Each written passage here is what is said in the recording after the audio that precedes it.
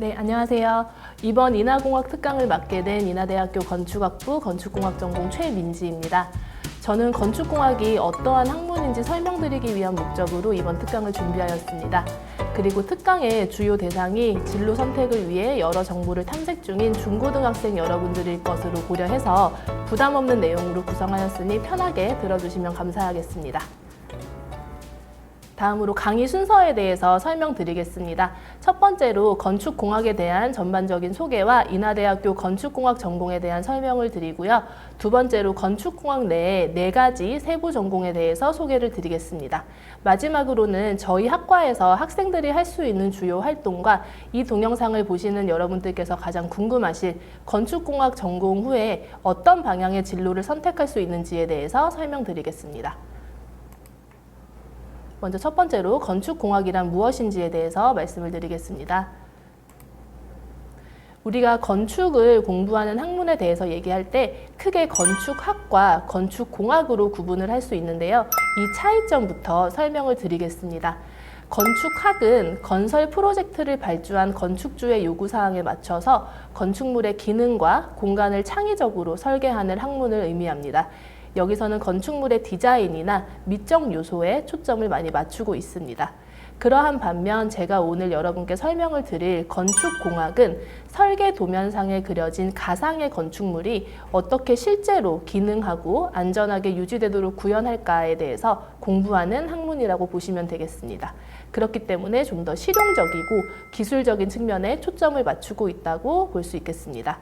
그리고 건설 프로젝트의 중요한 특성 중 하나는 건축물이 완성하는 데까지 소요할 수 있는 시간과 예산이 미리 정해져 있다는 점입니다.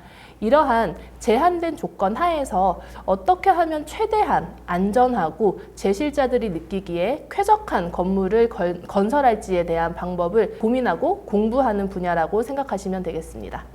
다음은 인하대학교 건축공학 전공에 대해서 소개를 드리겠습니다. 먼저 저희 학과의 개요를 설명드리면요. 우리 인간이 태어나서 생을 마감할 때까지의 전 과정을 생애주기라고 얘기를 합니다. 그리고 인간과 마찬가지로 건축물도 생애주기를 가지고 있는데요. 이는 보통 건축물을 계획하는 첫 단계부터 이를 설계하고 시공하고 유지 보수하고 마지막으로 이제 사용을 다 하고 나면 해체, 철거하는 과정까지를 우리는 생애주기라고 얘기합니다. 그래서 이러한 생애주기 전반에 대해서 교육하고 연구하는 곳이라고 생각을 하시면 되겠고요. 저희 건축공학에는 이제 건축공학 기초에 대한 학문과 더불어서 4가지의 세부 전공 분야가 구성되어 있습니다. 그리고 저희 건축공학 전공의 설립 목적은 건축공학에 대한 이론만 단순히 습득하는 것을 넘어서 학생들이 이론과 실무에 대한 지식이 조화롭게 잘 이루어지고 우리가 살아가는 건축 환경의 질을 더 높이기 위해서 꾸준히 노력하는 전문 건설인으로 양성시키기 위함을 목적으로 하고 있습니다. 네, 앞서 제가 4개의 세부 전공 분야가 있다고 말씀을 드렸는데요.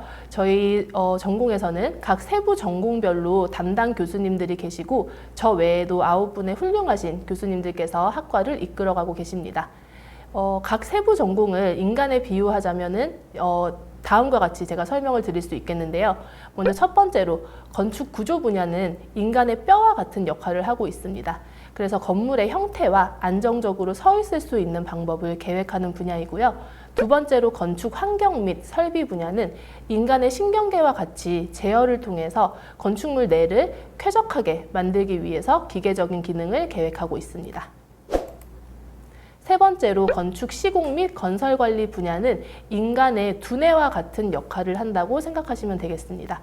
건설 프로젝트가 원활하게 진행될 수 있도록 전반적인 조정이나 관리, 감독을 담당하고 있습니다. 그리고 마지막으로 건축 안전 분야는 위험으로부터 항상 안전하고 싶은 인간의 본능과 같이 건축 안전 분야에서도 건설 현장이나 아니면 다 지어진 건축물의 안전을 확보할 수 있는 방법을 연구하는 분야입니다. 네, 다음은 저희 학과의 특장점을 정리한 슬라이드입니다. 먼저 왼쪽과 오른쪽을 기준으로 해서 저희가 내용을 다르게 구성을 해봤는데요. 왼쪽의 1번과 2번은 빠르게 변화하고 있는 우리 시대의 모습을 교육에 반영하고 있는 저희의 모습입니다. 1번은 건축뿐만 아니라 타 전공과의 융합을 통해 창의적으로 문제를 해결할 수 있는 능력은 날로 중요해지고 있습니다. 그렇기 때문에 저희는 이러한 융합 특성을 고려한 교육 프로그램을 구성하고 있습니다. 그리고 2번에 보시면 4차 산업혁명 이후 AI를 비롯한 각종 최신 기술이 우리 생활에 활용되고 있습니다. 이러한 사회적인 변화를 그때그때 반영할 수 있는 체계적이고 유연한 교과 과정을 갖추고 있습니다. 오른쪽에 세 가지 포인트는 저희가 이제 학생들이 실무 능력을 키울 수 있는 환경을 적극적으로 조성하고 있다는 내용입니다. 3번에 보시면 저희는 이론과 실습을 결합해서 문제를 해결하는 능력을 키우는 캡스톤 디자인 교과목을 개설하였고, 이를 공학 설계에서 학생들이 경험할 수 있게 하였습니다. 그리고 4번은 실제 건설 현장에서 실무를 경험할 수 있는 인턴 프로그램 교과목이 준비되어 있고요. 마지막으로는 필요시에 교수님 혹은 학생들이 외부 전문가와 협업을 통해서 실무적인 사고 능력을 키울 수 있는 네트워크를 조성하고 있습니다. 다음 슬라이드는 학부 교육 과정을 간단하게 정리한 그림입니다.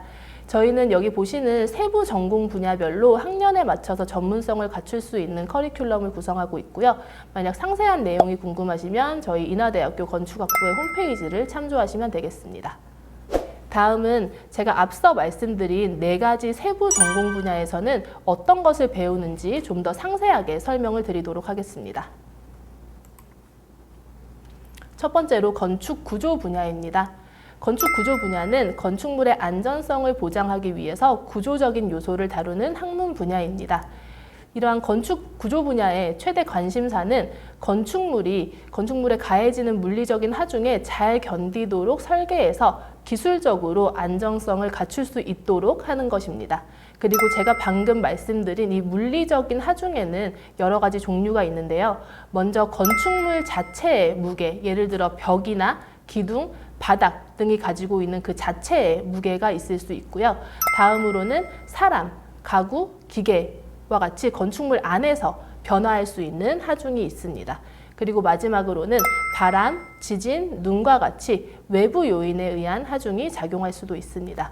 그리고 이러한 하중을 전달하고 버티기 위한 구조적인 요소들도 건축물 내에 숨어 있습니다.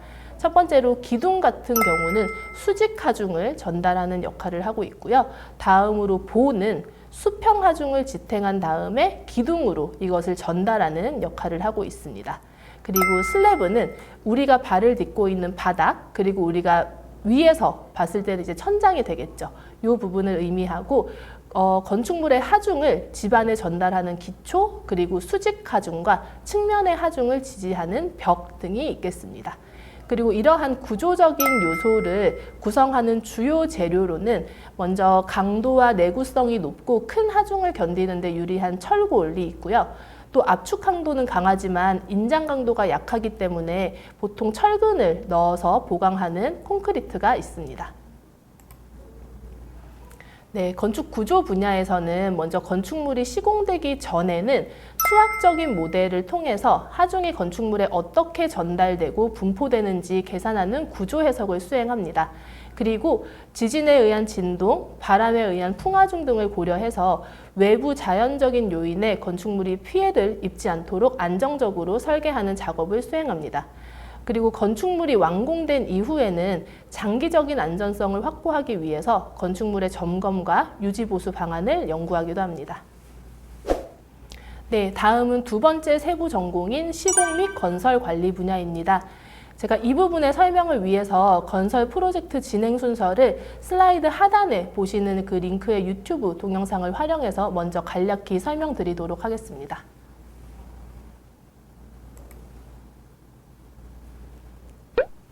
네, 건물이 올라갈 땅을 먼저 깊이 파고 흙막이 공사를 이제 진행을 해야 됩니다. 그리고 안정적으로 건물이 올라갈 수 있도록 기초 공사를 하고요. 건물의 무게를 견디도록 집안에 지지대를 심습니다. 그리고 지지대와 기초를 연결해줄 철근을 심고 거기에 콘크리트를 붓습니다. 다음으로 각 층의 뼈대를 만들기 위한 기둥철근과 슬라브 거푸지 작업을 수행하고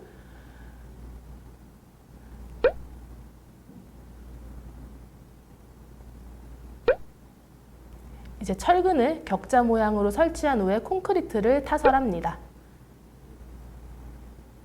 그리고 이 과정을 계속 반복해서 건물을 높이 올리게 되는데요. 이때 자재 운반은 타워 크레인이나 호이스트를 활용하고 콘크리트는 펌프를 사용해서 높은 곳까지 쏘아 올립니다. 그리고 뼈대가 완성되면 외장재를 설치하고 전기 설비나 마감 작업을 진행하게 됩니다. 네, 앞서 제가 동영상으로 설명드린 것과 같이 건축물을 시공하는 데는 토공사, 구조골조공사, 부대 마감공사와 같이 여러 가지 세부 공종들이 포함이 됩니다. 그리고 이러한 여러 공사들이 순조롭게 진행이 될 수 있도록 우리는 자재 관리, 공정이나 기성 관리, 현장 안전 관리까지 면밀하게 많은 사항들을 고려해야 됩니다. 그리고 최근에는 여러 가지 첨단 기술을 활용해서 이러한 관리를 더욱 효율적으로 수행하고 있습니다. 그 예를 몇 개 들자면 공장에서 건축물의 모듈을 제작해 와서 현장에서는 조립하고 설치만 하면 되는 모듈러 건축이 하나이고요. 그 다음에 또 건설 프로젝트의 주요 정보를 모델링하는 BIM 기술, 또 드론이나 AI를 활용해서 프로젝트의 진행 상황을 영상으로 자동 분석하는 기술 등이 있습니다. 앞서 제가 말씀드린 이러한 전반의 과정을 우리는 건설 관리라고 부르고 있습니다. 그리고 이런 건설 관리의 궁극적인 목적은 최종 완성품인 건축물의 품질을 향상하고 이를 위해 투입되는 비용을 효율적으로 절감하면서 현장에서 일하는 작업자가 다치지 않도록 안전을 확보하고 건설 프로젝트의 공사 기간을 최대한 단축하는 데 있습니다. 네, 다음은 세 번째 세부 전공인 건축 환경 및 설비 분야입니다. 우리가 건축물 내에서 생활하는 제실자들을 편안하게 할 수 있는 환경을 만들어주기 위해 다양한 기계적인 시스템에 대해서 공부하고 연구하는 분야가 건축 환경 및 설비 분야라고 할 수 있겠습니다. 제가 앞서 말씀드린 이 편안한 환경을 조성할 수 있는 데는 세 가지 요소가 기본적으로 고려되는데요. 첫 번째, 빛 환경은 인간이 원활하게 생활을 수행할 수 있도록 적절한 조도를 유지하는 것이 매우 중요합니다. 그리고 두 번째, 환경에서는 인간이 살아가면서 스트레스를 유발하지 않는 소음과 관련한 환경을 조성하는 것도 매우 중요하고, 특히 최근에 우리 보면 층간소음과 같은 문제를 생각하면은 이 환경 역시 굉장히 중요하다는 것을 알 수 있습니다. 마지막으로 열 환경은 제실자가 건물 내에 있을 때 너무 춥지도 않고 또 너무 덥지도 않게 적절하게 쾌적한 온도를 유지하는 것에 대해 연구를 하고 있습니다. 이러한 세 가지 환경들은 기계적인 접근을 통해서 제어가 가능한데요. 이러한 부분들이 제대로 컨트롤되지 않으면 건축물 내에 생활하는 사람들의 생활이 너무 괴롭게 되겠습니다. 다음으로는 환경 및 설비 분야의 주요 이슈 중 하나인 제로 에너지 빌딩에 대해서 설명을 드리겠습니다.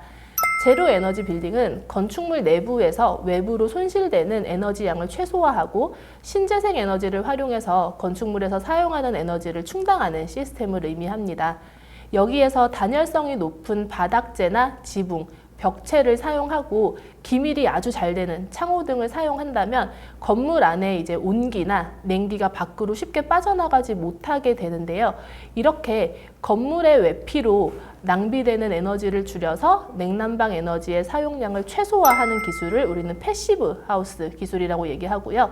이와 반대로 태양광, 태양열, 지열, 풍력과 같이 다양한 신재생 에너지를 건축물의 에너지원으로 사용하는 기술을 액티브 하우스 기술이라고 얘기합니다. 이 외에도 빌딩 에너지 매니지먼트 시스템, BEMS는 건축물에서 사용하는 냉방, 난방, 조명, 급탕, 공기조화와 같이 여러 가지 에너지들의 사용량 데이터를 지속적으로 수집하고 모니터링해서 비효율적으로 운영되는 문제 부분이 어디인지 분석하고 이를 해결해서 효율적인 방법으로 제실자가 느끼기에 쾌적한 상태를 유지하기 위한 최적화 시스템을 의미합니다. 네, 다음은 마지막 세부 전공 분야인 건축 안전 분야에 대해서 설명드리도록 하겠습니다. 건설 산업은 대한민국 국가 전체 산업에서 차지하는 비중과 역할이 굉장히 크지만 산업 내에서 사망사고가 가장 많이 발생하는 분야이기도 하고 이로 인해서 또 불명예스러운 이미지를 함께 가지고 있습니다. 이는 우리나라뿐만 아니라 다른 선진국에서도 쉽게 볼 수 있는 상황입니다. 이는 건설 프로젝트 자체가 높은 곳에서 일하는 고소 작업이 굉장히 많고 또 기후에 상관없이 야외 작업을 주로 수행하고 있으며 또 굴착기와 같이 대형 중장비와 인간이 가까운 거리에서 일하는 작업적이고 또 환경적인 특성을 가지고 있기 때문에 작업자를 대상으로 한 사고가 많이 발생할 수밖에 없는 그 안타까운 상황과 구조를 가지고 있습니다. 예전에는 건설 현장 내에서 발생하는 이러한 사고를 막기 위해서 건설 현장에서 안전관리자가 직접 현장 곳곳을 순찰하면서 작업자들과 현장 상황이 위험한지 여부를 일일이 감시하는 방법으로 안전관리가 진행되어 왔습니다. 그러나 소수의 안전관리자가 현장 전체의 상황을 쉴 새 없이 그리고 빈틈없이 꼼꼼하게 파악하는 것에는 현실적인 한계가 따르게 됩니다.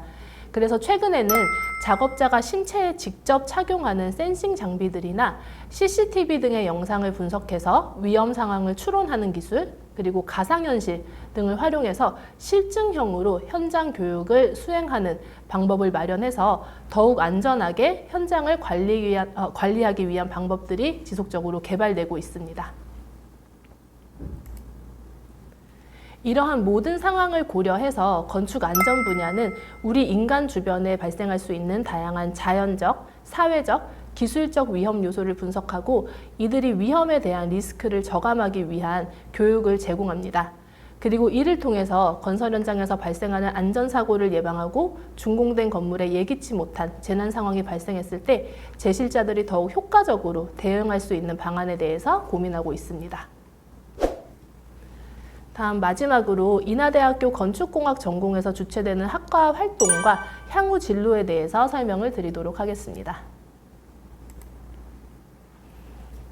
네, 저희 학과에서는 여러 가지 학과 활동과 프로그램을 운영 중인데요. 먼저 첫 번째 동아리 및 소모임 부분을 보시면 학생들의 니즈에 맞춰서 학생들이 주도적으로 설립하고 운영하는 여러 가지 동아리와 소모임들이 준비되어 있습니다. 그래서 저희 학생들이 공부뿐만 아니라 운동이나 취미 생활도 함께 공유하고 즐겁게 또 대학 생활을 할 수 있는 기반을 마련하고 있고요. 또 두 번째로는 인하대학교 학교 차원에서 지급되는 여러 가지 장학금 프로그램이 있지만 그 외에도 우리 건축학과의 동문들이 후배들을 위해서 지원해주는 그 여러 가지 장학금 프로그램이 다수 존재하고 있습니다. 또한 우리 과 자체적인 친목 행사도 있고요. 마지막으로는 4학년 학생들이 중심이 된 종합설계 학술 발표회와 전시회와 같이 이제 여러 가지 또 학술 행사 역시 많이 준비되고 있습니다. 그래서 이러한 모든 행사를 통해서 학생들이 알찬 대학 생활을 즐길 수 있도록 지원을 해드리고 있습니다. 네, 마지막은 이제 향후 진로와 관련된 페이지입니다. 먼저 진로에 대해서 설명을 드리기 전에 건축공학이라고 하면은 이제 여러분들께서 자주 해주시는 질문들이 좀 있는데요. 그것을 좀 정리를 해보았습니다. 왼쪽에 이제 Q1에 보시면은 급변하는 사회 속에서 건축공학 분야의 미래와 전망이 어떻게 될까요에 대한 질문을 주시기도 하는데요. 지금 이제 인구가 계속 증가하고 있고 또 도시화도 진행되고 있고 여러 가지 환경과 관련한 문제들이 세계적인 이슈로 오랫동안 고민이 되어 왔고 또 앞으로도 또 많은 고민이 필요한 상황입니다. 이렇게 끊임없이 변화하는 환경 아래에서 건설 분야는 앞으로도 계속 중요한 역할을 수행할 수 있을 것으로 예상이 되는데요. 우리가 미래에 기여를 할 수 있는 여러 가지 핵심 분야가 있는데 그 중에서 몇 가지를 제가 적어봤는데요. 먼저 첫 번째는 최근 특히 그 개발도상국에서 많은 관심을 보이고 있는 스마트시티 관련한 분야에서도 저희가 큰 기여를 할 수 있고요. 친환경 건축이나 혹은 인간 작업자가 현재는 중심이 되어서 건설 산업이 운영이 되고 있는데 이를 넘어서 향후에는 건설을 위한 로봇이나 이제 자동화 기술을 개발해서 건설 프로젝트를 더욱 효율적으로 수행하는 방법에 대한 연구 역시 저희가 많이 진행을 하고 또 미래에 기여를 할 수 있는 분야라고 생각을 합니다. 또한 기후변화에 따른 재난 대응과 관련한 분야가 지속적으로 주목을 받을 수 있을 것이라고 생각해서 우리가 이렇게 급변하는 사회 속에서도 우리 전공이 기여할 수 있는 분야는 굉장히 많을 것으로 생각이 됩니다. 그리고 두 번째는 건축공학 분야로 이제 진로를 선택했을 때 주요 장점은 무엇일까요에 대해서 많이 또 질문을 해 주십니다. 일단 첫 번째로 건설 분야에서는 기술적인 전문성을 갖추는 것이 필수입니다. 그래서 이러한 전문성을 갖추고 또 경험이 많이 쌓일수록 다른 산업 대비 또 고수익의 창출이 가능한 분야입니다. 또 두 번째로는 해외에서 진행되는 국제적인 프로젝트에 참여하거나 아니면 다국적 건설 회사에 취업해서 글로벌하게 경력을 개발할 수도 있고요. 마지막으로는 건설 분야 내에 설계, 구조, 시공, 건설 관리, 환경 설비, 안전 등 여러 분야로 우리 건설 분야 안에서도 진출이 가능하고 또 다양한 타 산업에서도 우리 분야에 대한 수요가 굉장히 높기 때문에 안정적인 취업이 가능합니다. 마지막으로는 이제 향후 진로에 대해서 설명을 드리겠습니다. 건축공학을 전공하면 일단은 우리가 흔히 알고 있는 대기업 건설 회사에 취업을 보통 많이 희망을 학생들이 하고 있고요. 또 실제로도 가고 있습니다. 그래서 여기에 보시면 여러분들이 이름만 봐도 잘 아실 만한 기업들의 건설 회사에 저희 많은 동문들이 또 포진이 되어 있고요. 다음으로는 이제 대기업 건설 회사가 아니고 내가 여러 가지 업무를 좀 전반적으로 수행하는 것보다는 특정 분야에 대한 관심을 내가 좀 가지고 있고 또 그쪽 분야에서 커리어를 쌓고 싶다라고 하는 분은 각 분야별로 이제 전문 엔지니어링 회사들이 있습니다. 여기에 보시면은 설계사무소도 있고 구조사무소, 건축설비사무소 등 여러 전문 엔지니어링사들이 있는데요. 이쪽으로도 진로를 선택하실 수가 있습니다. 그리고 앞서 말씀드린 이제 회사뿐만 아니라 정부나 공공기관에서도 공무원, 연구원 등의 길을 걸을 수가 있고요. 마지막으로는 요즘의 트렌드를 반영해서 이제 IT나 스마트 기술을 활용한 회사에 취업을 하거나 부동산 개발이나 시행사, 건물 자산 관리사 등의 진로를 선택하실 수도 있습니다. 그래서 우리 건축공학 분야는 한 가지 분야와 종류에 국한되지 않고 우리 사회의 폭넓은 분야에서 진로를 선택을 할 수 있고 또 커리어도 쌓아 나갈 수 있습니다. 네, 이번 인하공학 특강에서는 제가 건축공학이 어떠한 학문인지에 대해서 좀 간략하게 설명을 드려봤습니다. 이 특강을 통해서 이제 진로 선택을 앞둔 분들에게 조금이나마 도움을 드릴 수 있는 시간이 좀 되었으면 좋겠습니다. 네, 지금까지 들어주셔서 감사합니다.